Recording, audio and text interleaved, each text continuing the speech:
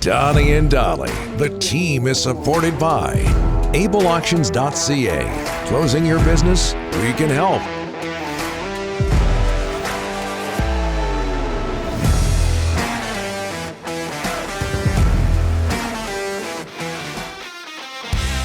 Welcome back, everybody. Happy New Year. Merry Christmas. All of our guests today brought to you by our title sponsor, and we thank them so much, Able Auctions, ableauctions.ca. Delaney's OK Tire and Langley inbox, just before we get to Elliotte Friedman. Shuswap Scott. Yep. The culture starts from the top. Rutherford calls out his coach in public. JT thinks it's okay to act that way towards a fellow player. Food for thought from Shuswap. Yeah. That's it? Good text. It's not a bad text. It's not a bad text. Food for thought. We're going to get more food for thought from Elliotte Friedman, Hockey Night in Canada, and the 32 Thoughts podcast. Elliotte, thanks for doing this. Happy New Year. How are you? I'm good. How are you guys doing? Good. Okay. How would you describe the state of the Canucks franchise at this moment? You know, I was on with Merrick earlier today on his set, and the one thing I think, like, you know, reading Boudreau's quotes, because I didn't see them, and the Canucks didn't put them up, which is an interesting story in itself. But you know, I just think, guys, like, it's a situation where there's been one sort of, I don't know if bombshell's the right word, but there's been one sort of news break after another, one thing after another. And watching that game last night, you know, he's not wrong. They got off to a decent start, and then once the Islanders got going, it was over. I just think those players and the organization too, like I think even Bruce, everyone's exhausted. They're mentally, you know, they see what's going on. The team's about to make big changes. You're looking at your captain and you're thinking it's very unlikely that he's going to stay. It's likely he's going to be dealt. And I think a lot of other people are looking around and saying, okay, what's going to happen with ourselves? What's going to happen with the coach?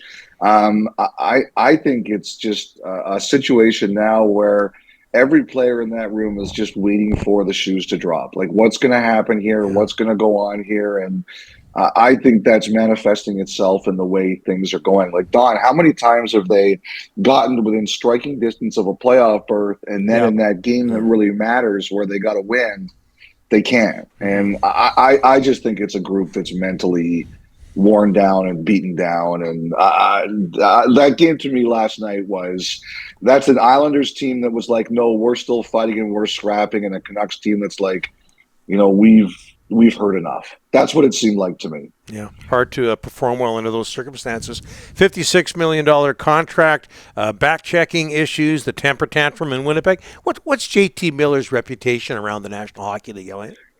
You know, I have to say, Don, like, I don't mind if a guy is, it can be difficult to get along with, or a guy can be a bit prickly like that. I remember the best lesson my father ever taught me was, well, there were two. One is that you're responsible for what you can do, and actions have consequences. But the second one is you're going to come across people in life who don't look at things the same way you do, may not act the same way you do, may be edgier than you are, but you still have to find a way to work with them, right?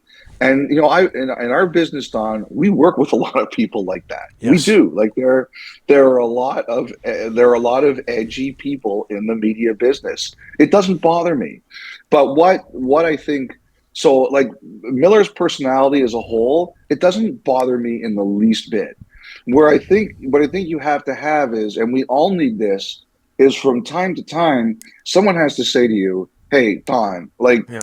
Enough today, okay? You know, Rick, you've hit the crown a bit too much this week. Enough this week, we do that every day. Yeah. Like you know, Elliotte, like, dial it back a little bit. And that's what's kind of been missing here. I think, like, I don't have a problem with Miller's personality. I really don't. I think, like, Mike Keane, do you think he was the easiest guy to get along with? But he was a very successful captain in the NHL. But the key is you need other people around who are going to say, look, JT, okay, it's enough, or dial it back, or it's time. And that's what's been missing here, I think. Elliotte, the trade deadline March 3rd, it's less than 2 months away. What are you hearing when it comes to Vancouver? Let's talk first about Bo Horvat. Any chance they can re-sign him, or is it looking more and more in your eyes like he's definitely going to be dealt? One of my favorite movies is Dumb and Dumber, and there's always, so you're saying there's a chance. Rick, how many times have I been on this show and I said, because of what happened with Miller, I'm not saying no, and that's still kind of the way I look at things. But I also realize this: I think the Canucks have set a limit, and I think unless Horvat is willing to take a haircut, there to what he can get on the open market. The Canucks are under that limit's going to be under what he can get. And I think the other thing, too, is we have to realize this. Even a person who is like Bo Horvat seems like a tremendous human being by everything I've come across with him. I freely admit we don't know these guys 100%, but he seems like a really good person. Even good people have pride and belief in themselves, and they motivate themselves by proving people wrong. I think it's pretty clear to me that where we are with Horvat is he feels he should have been signed, and he, it's going to take an unbelievable offer to get this done, and I just don't see that in the future. So I say it's more likely than not he gets dealt. I think the thing is, it was funny, Rick, yesterday the Blues were here, and one of the players said to me, "Are you bored? There hasn't been a trade yet. Like, what are you doing?" Yeah. And I think that's the tough thing. Like, everybody's waking up today and saying, "Oh, the Canucks should trade everybody." Well, that's nice, but who's getting traded in this league? Nobody is. So I just think with Horvat, it's more likely than to be later than sooner. I could always be surprised, but I think it's going to be later than sooner.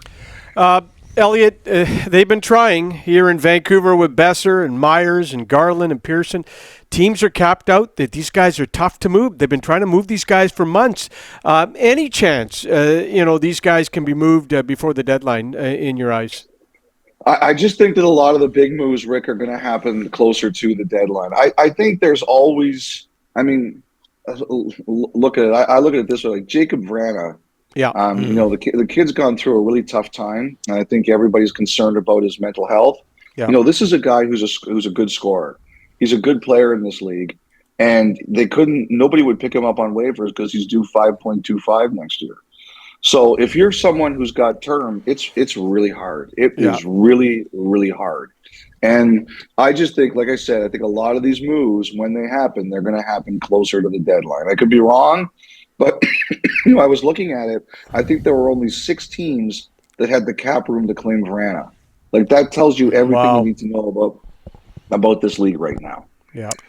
One more, Elliotte. Connor Bedard, 3:30 our time. It's going to be Canada versus the USA at the World Juniors. He's blowing everybody away with his play, his point totals. Do you respect or look down at the way the Blackhawks are seemingly going all out to land him at the draft?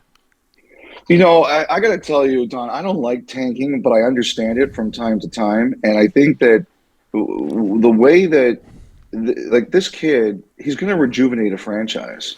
I think I was on this show in October, November, saying that Vancouver should do it for this year, should just blow up this year and go for this kid, and then come back next year with him. And I understand, like, everybody, there isn't a fan base in the NHL right now that would not understand if their team said, okay, we're shutting it down now to try to get this guy. There's not a single fan base that would have a problem with it.